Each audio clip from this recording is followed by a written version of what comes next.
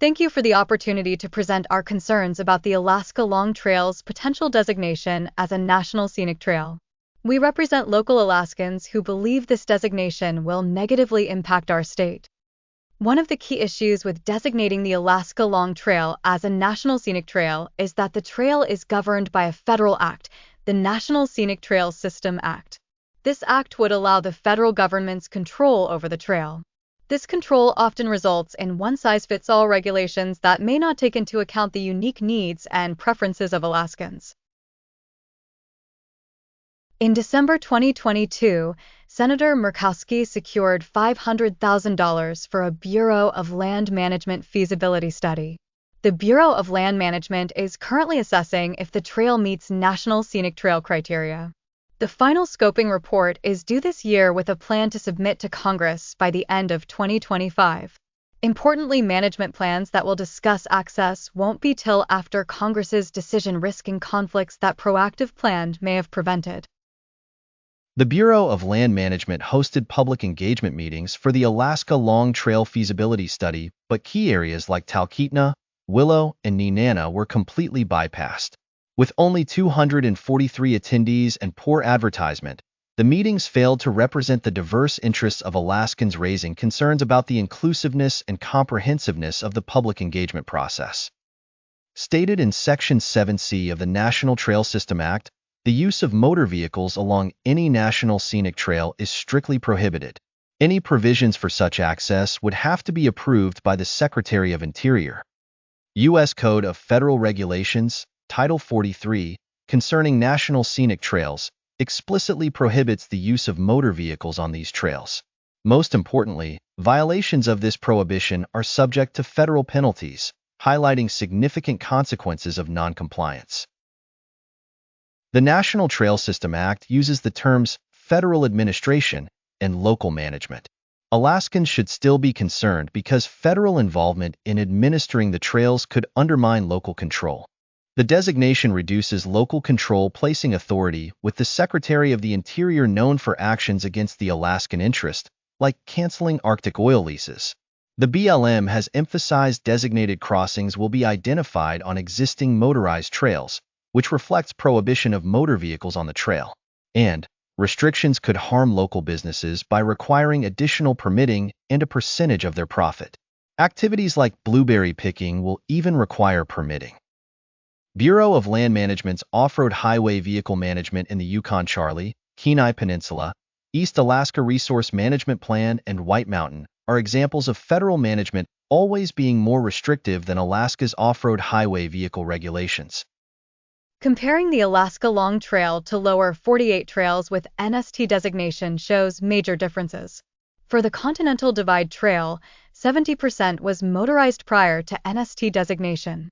Now only 23% is open to motorized. Efforts continue to separate hiking from multi-use trails, requiring designated crossings and reducing funds for motorized trail maintenance. Alaska harsh terrain and weather make the trail remote and challenging, posing risks for unfamiliar users. Therefore, the Alaska Long Trail shouldn't be compared to lower 48 trails. The Act allows eminent domain or condemnation to acquire private property for the trail. This power was used to complete the Appalachian Trail, forcing many owners to sell their land, resulting in legal battles and significant local opposition.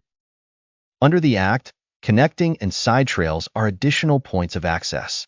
Connecting and side trails are designated by the Secretary of the Interior without congressional action. Trail corridors may be up to a quarter mile on each side of the trail. For the Alaska Long Trail, entire valleys have been blanketed with identified connecting and side trails and corridors. The federal government owns 64% of the land in Alaska. Only 36% is non-federal, and less than 1% is private.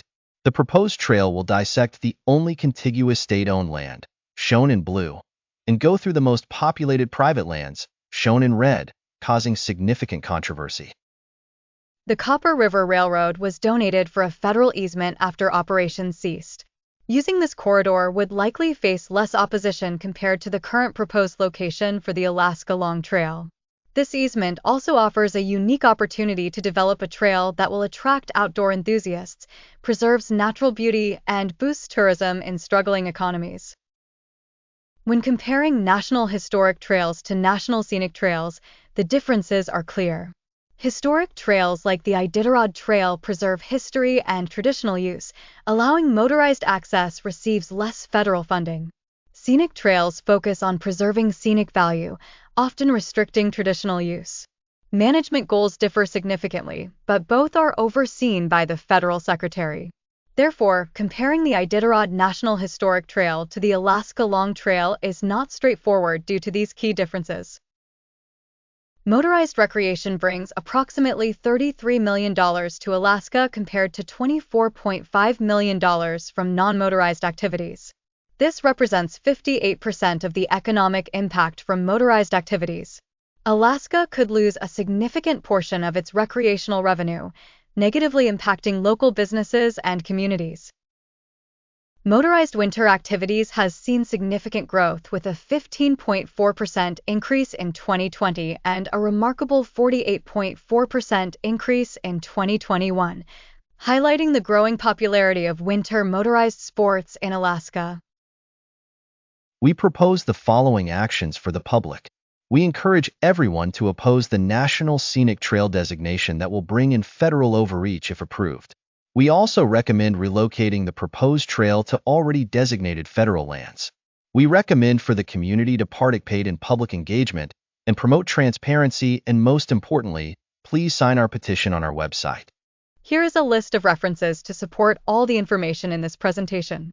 This presentation is also available on our website. We want to thank you for your time and support. Free to reach out if you have any questions.